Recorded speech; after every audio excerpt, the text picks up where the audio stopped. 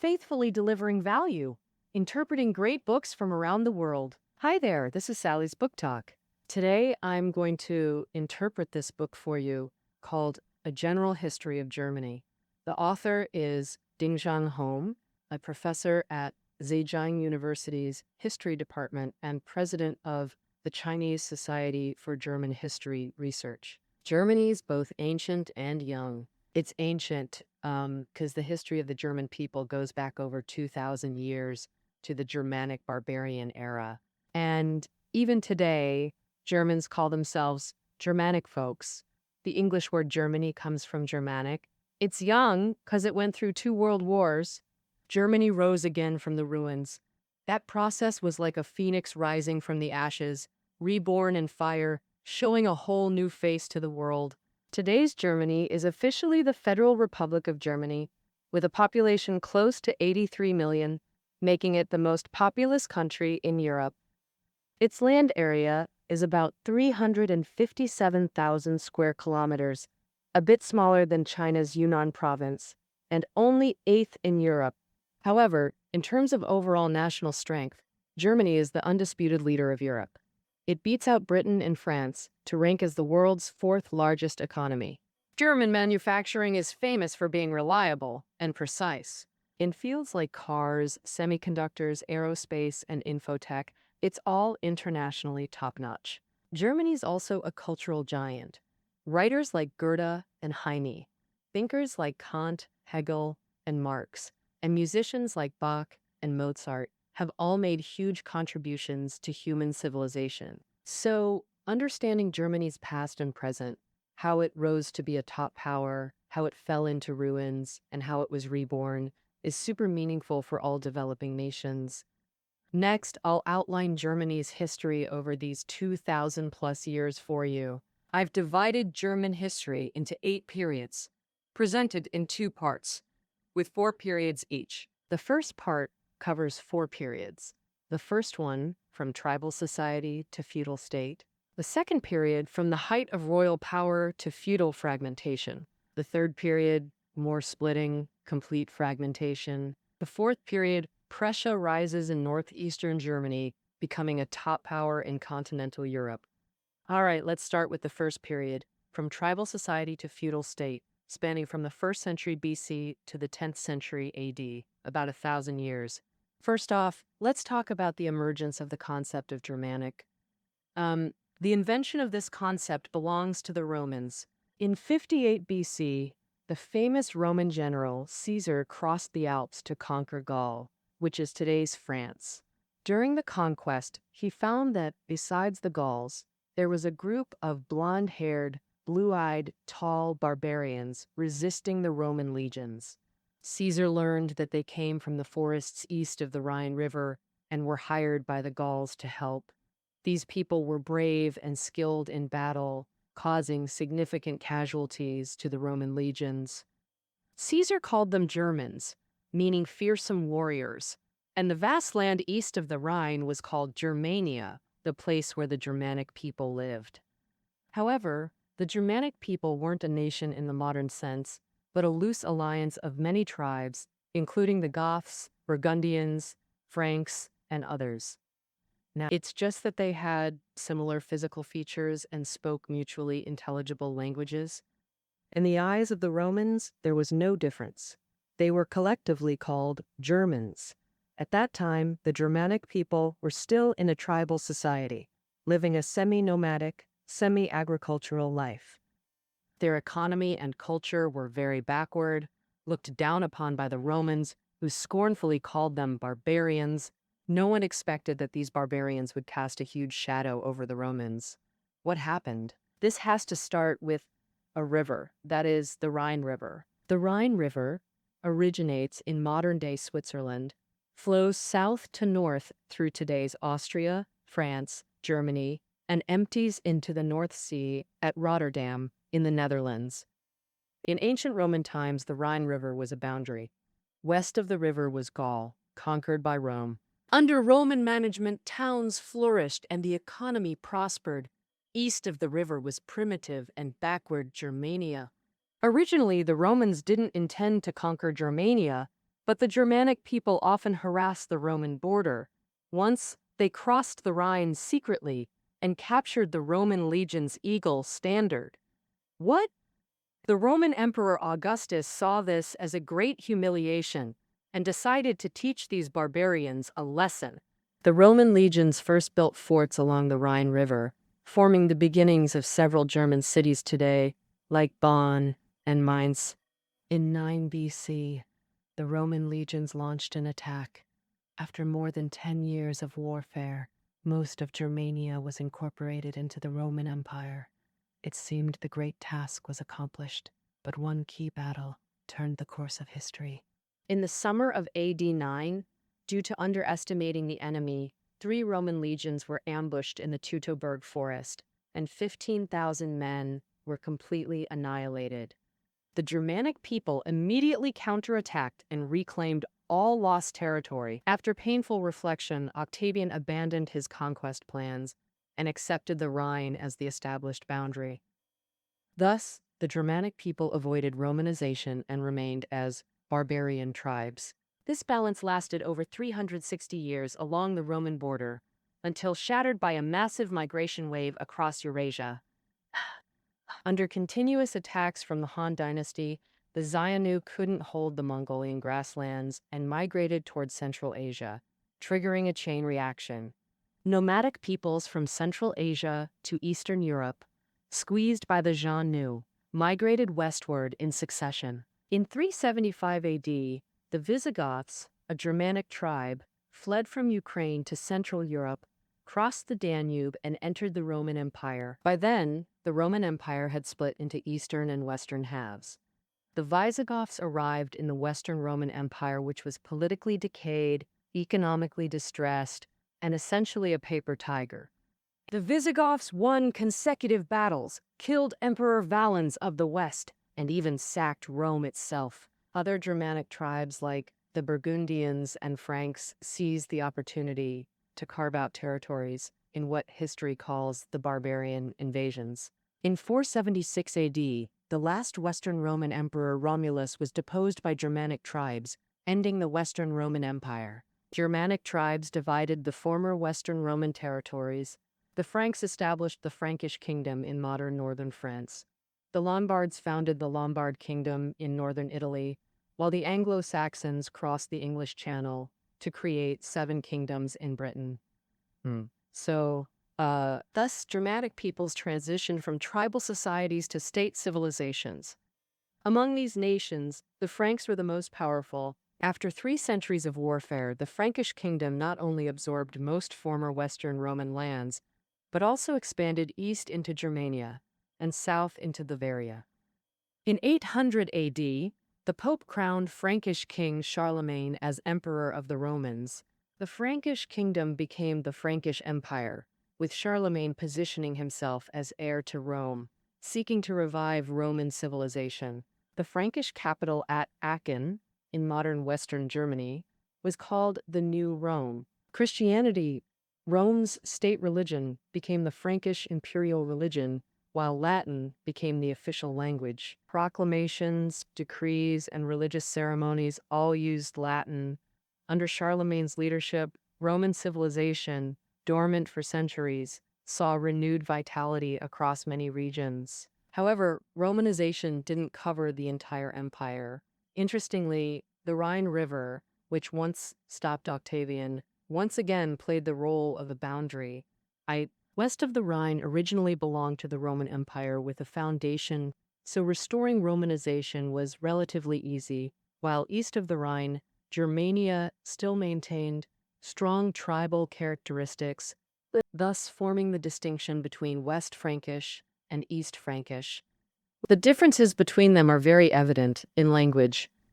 The West Franks spoke Romance, a Latin dialect, which later evolved into French. The East Franks spoke a Germanic tribal dialect called Deutsch, and over time, Deutsch became synonymous with the East Franks and their homeland. In 843 AD, the grandsons of Charlemagne divided the empire into 3 parts: West, Middle, and East Frankish kingdoms.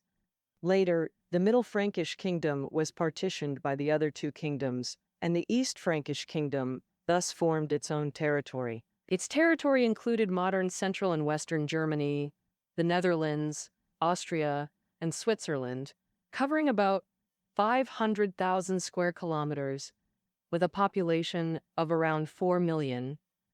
It and the West Frankish kingdom, which later became the Kingdom of France, still used the Rhine as a boundary, each governing its own affairs.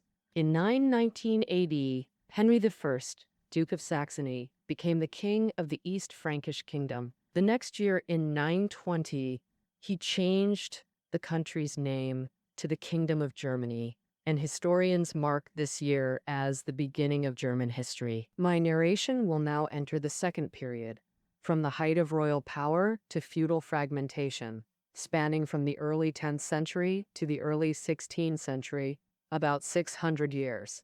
If you think the Kingdom of Germany was an absolute monarchy with centralized power, you're mistaken. In fact, at its founding, the central government had little power, and the root cause of this was the feudal system. The feudal system meant that the king granted lands throughout the country to meritorious officials, making them feudal lords, and bestowed titles like duke, marquis, count, based on their status.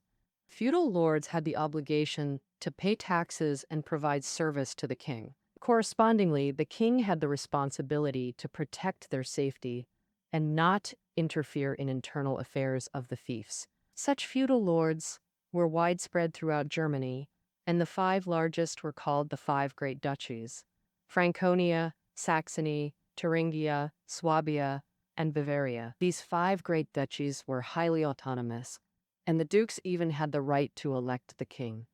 Henry I himself came from the Duchy of Saxony and was elected by the other 4 dukes. So for a long time, Henry I's authority was confined to Saxony, and he worked hard to change this situation. Henry I built a cavalry force that successfully defended against Hungarian raids from the south. This boosted his prestige, allowing him to persuade the feudal lords to relinquish their electoral rights and pass the throne to his son. Otto succeeded to the throne in 936 AD. He achieved a decisive victory over the Hungarians, eliminating the border threat. Meanwhile, Otto expanded into vast territories east of the Elbe River. Berlin, today's German capital, became part of Germany from this time. Foreign conquests raised Otto's prestige, but they weren't enough to subdue the feudal forces. Therefore, Otto adopted a new strategy, allying with the Catholic Church. At that time, the Catholic Church divided Germany into numerous dioceses, each with a bishop responsible for religious affairs.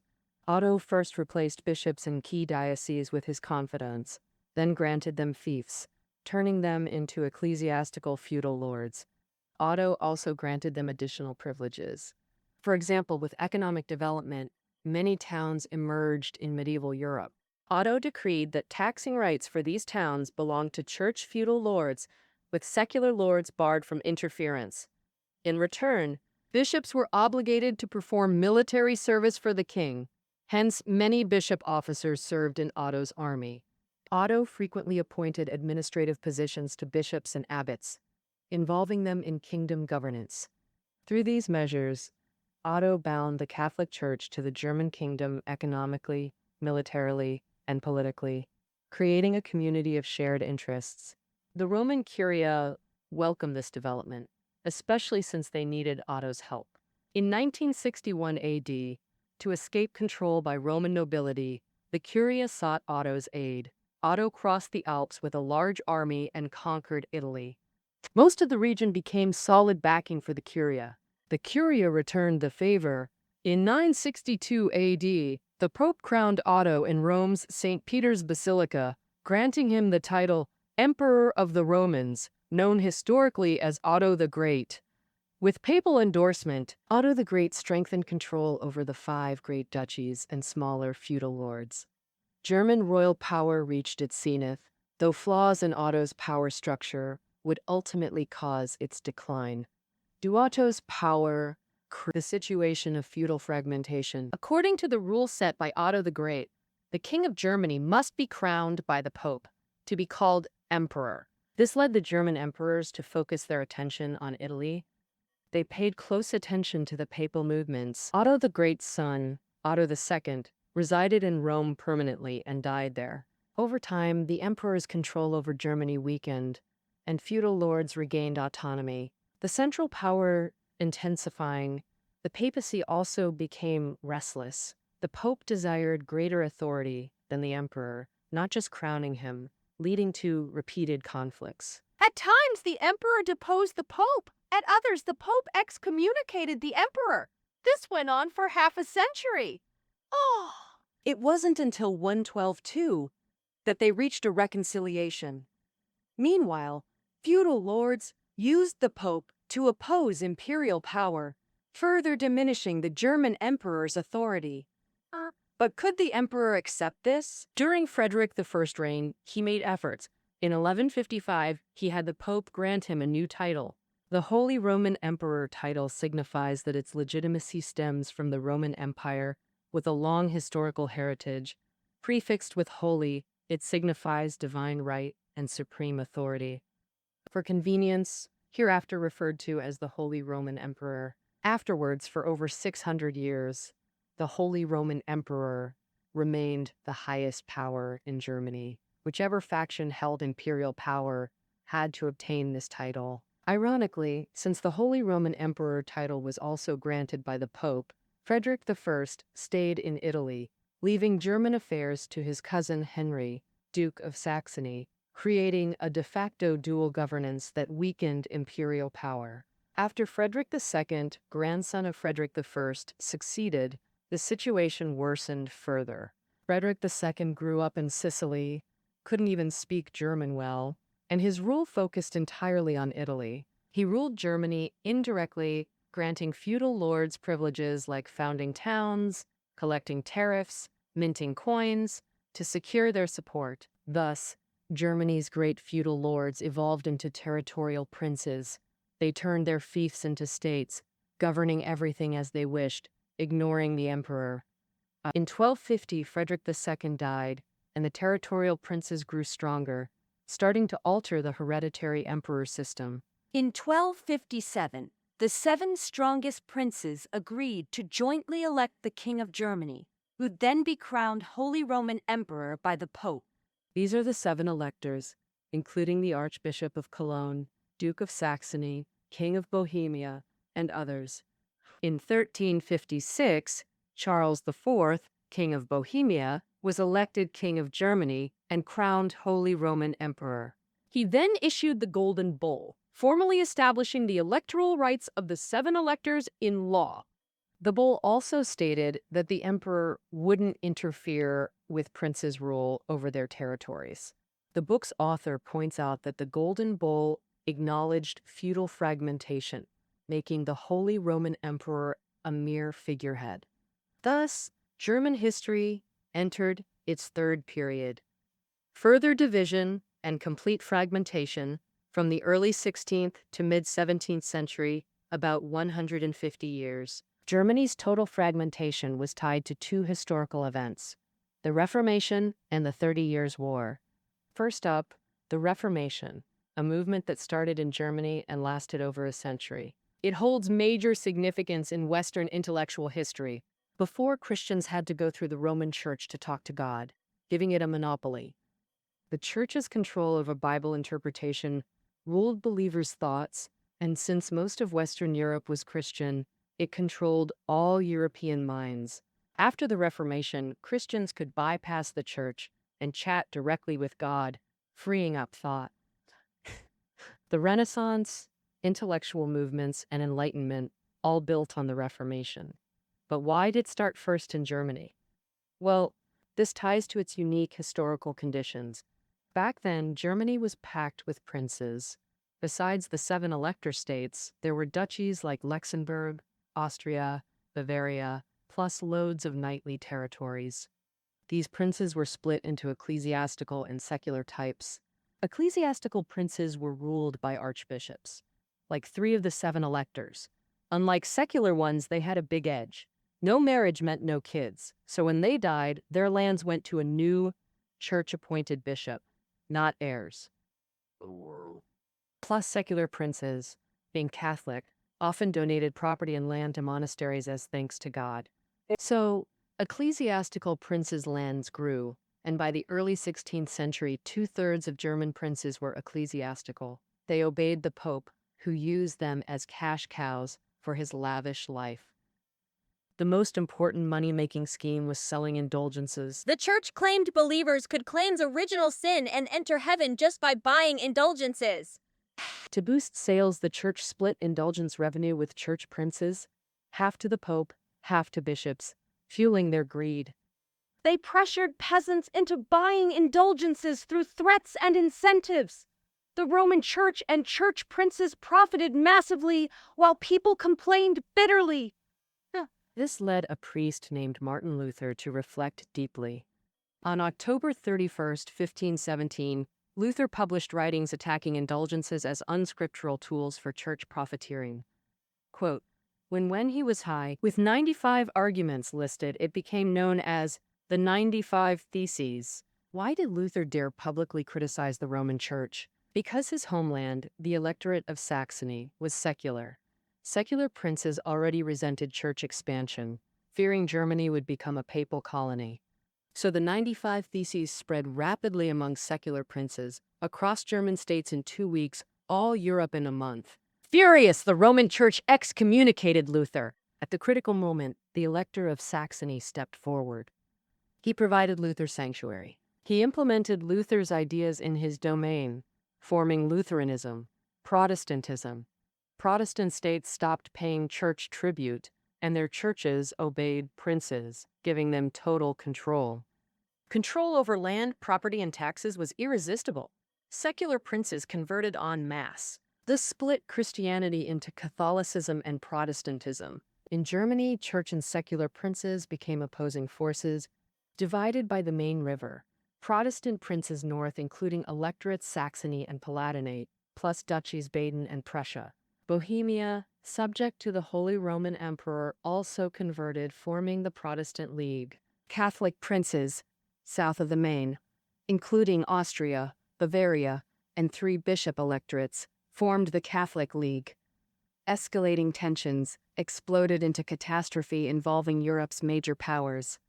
How did the 30 Years' War spiral into this? This all traces back to the Holy Roman Emperor's ambition.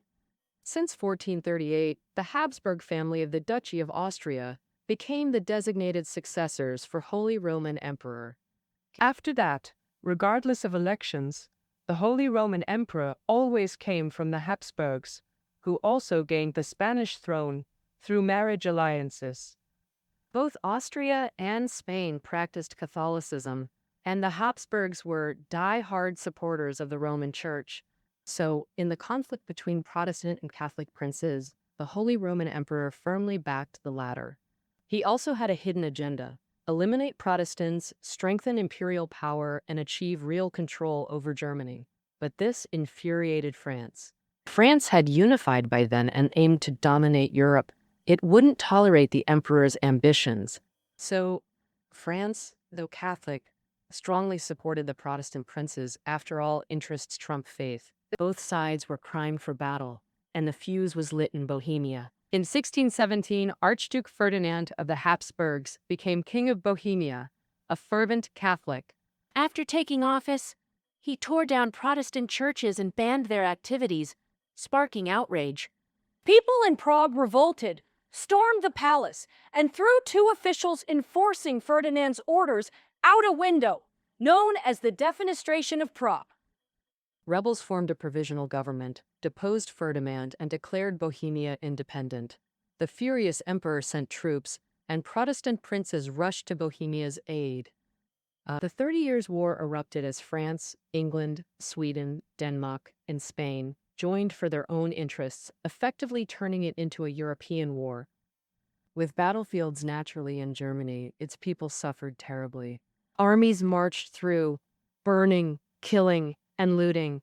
Corpses littered the land, many stripped naked of clothes and shoes. Records show over 80% of German villages were destroyed during the war. Population fell by 1/3 and productivity collapsed. In 1648, warring parties signed the Peace of Westphalia.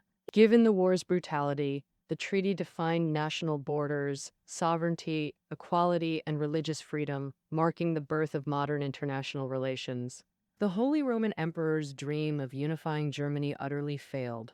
Germany split into 314 states and 1,475 knightly territories, all with independent sovereignty guaranteed by the Peace of Westphalia. What the Holy Roman Emperor got after all his efforts was a completely fragmented Germany. What a bitter irony. But as the saying goes, when one door closes, another opens. Germany's traditional heartlands were devastated, giving Eastern Prussia an opportunity. That's our fourth period. And Prussia rose in northeastern Germany to become a top European power. From the mid-17th to late 18th century, about 150 years. Originally, Prussia referred to areas east of the Elbe River and north of Poland, including the Baltic coast. As mentioned earlier, it was incorporated into Germany under Otto the Great, but after Germany fragmented, nomadic tribes gradually took over this neglected region. Until 1226, when Holy Roman Emperor Frederick II authorized the Teutonic Knights, German nobles, to conquer Prussia.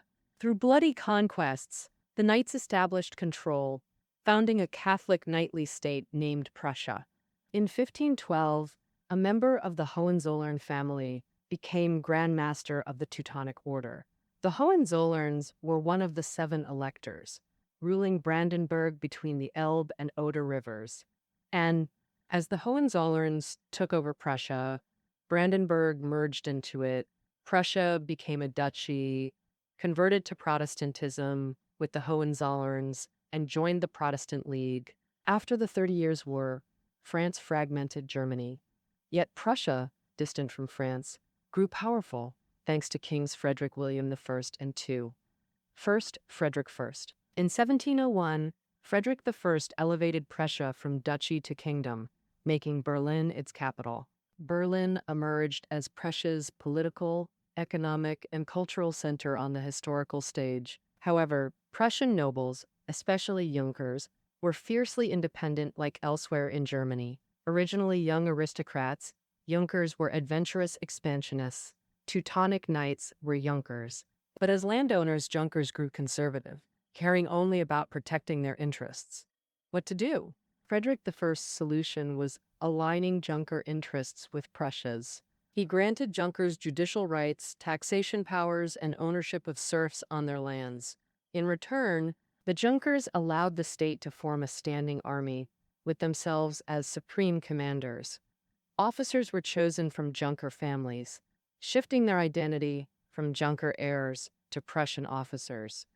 Meanwhile, Frederick William I poured massive resources into the military, improving officer benefits, acquiring modern weapons, and boosting officer prestige. This made military service the life ambition for Junker youth, turning Prussia into a militarized state. At the time, Prussia ranked 13th in European population and 10th in territory, but had Europe's 4th largest army. Frederick II, grandson of Frederick William I, perfected this military state integration. During his 46-year reign, Prussia's army expanded from 80,000 to over 200,000, deepening Junker dependence on the crown. Officers were paid by the king, with military spending consuming over 80% of annual state revenue. Prussia became a full-blown war machine, but the enormous military costs crippled state finances. Solutions were twofold: intensify domestic exploitation and pursue foreign expansion. Domestically, Prussian peasants faced special taxes. 30% to 45% of their income went to military funding. Frederick II implemented mercantilism, royal monopolies on salt, tobacco, coffee, plus state-owned ironworks and manufactories. The crown owned the state bank, monopolizing currency issuance and credit distribution. Frederick II shared these massive profits with Junkers, further binding them into an interest alliance. But remote, resource-poor Prussia couldn't rely on domestic exploitation alone, so foreign expansion became vital. But where? Frederick II eyed Silesia to Prussia's southeast. Its thriving textile industry and wealth could massively strengthen Prussia's foundation. Problem: Silesia was an Austrian province. The Habsburgs held the Holy Roman Emperor title. Attacking it meant challenging German supreme authority, a huge political risk. Frederick II bided his time. In 1740, Holy Roman Emperor Charles VI of Austria died without male heirs, naming his eldest daughter, Maria Theresa, as successor. Frederick II objected, claiming that by tradition, women couldn't become Holy Roman Emperor. Truth was, he didn't care who became emperor. It was just an excuse to start a war. Sure enough, Prussia launched a surprise attack on Silesia. After 2 years of fighting, Austria was defeated. Silesia changed hands, but it wasn't over. Losing such rich territory left Austria deeply resentful. In 1755, Britain and France clashed over overseas colonies, both recruiting allies. Austria joined France's side, hoping to use French power to retake Silesia. Prussia joined Britain's camp. This 7 Years' War started with Prussian advantages, but by 1758, Russia, previously neutral, suddenly allied with France and advanced westward, trapping Prussia in two-front warfare. Even Frederick II's military genius couldn't hold out. He nearly committed suicide. Then fortune smiled on Prussia. In early 1762, the Tsar died. New Tsar Peter III was Frederick's superfan. He withdrew Russia from the war and returned captured lands.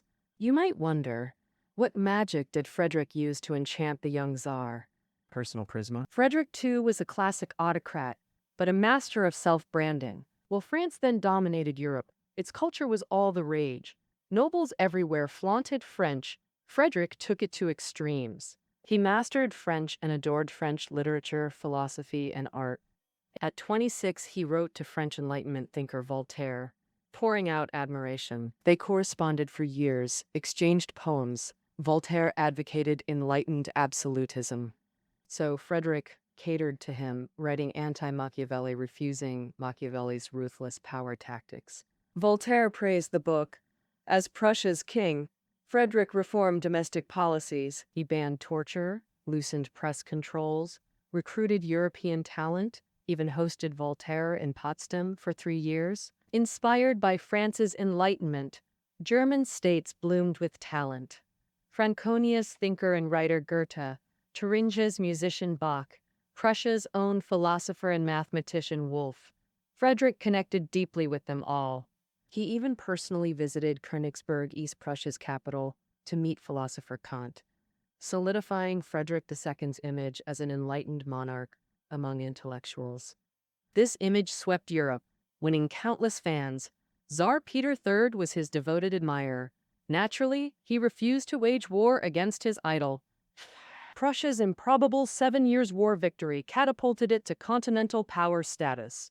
Frederick II's miraculous comeback also made his reputation soar. Afterwards, he joined Russia and Austria in partitioning Poland.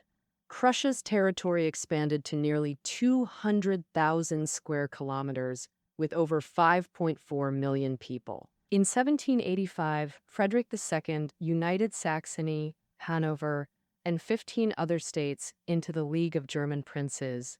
German unification seemed imminent, but just a year later, Frederick II died at 75. Prussia's expansion paused. In 1789, the French Revolution erupted, transforming Europe's landscape and derailing German unification. All right, that concludes part 1 of a general history of Germany. Reading notes are below the audio. See you next time.